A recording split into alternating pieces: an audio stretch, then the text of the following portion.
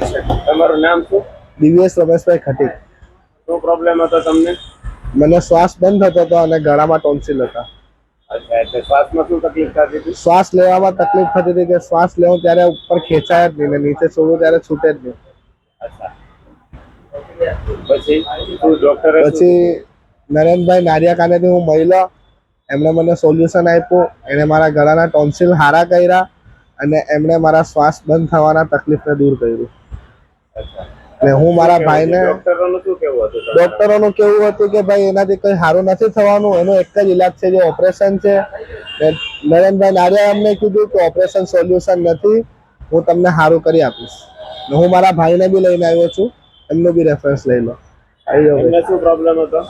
ટોન્સલનો problem હતો. અચ્છા, હવે બહુ સારું છે.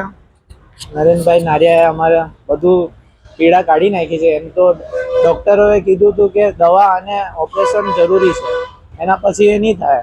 પણ અમને જાણ કરી કે આના પછી પણ આ પાછા ઉપસી આવે છે. પણ નરેનભાઈ નારિયાની એ થેરેપીના કારણે એ પાછા નહીં ઉપસી આવતા. એટલે અમારે હવે બહુ સારું છે. Thank you.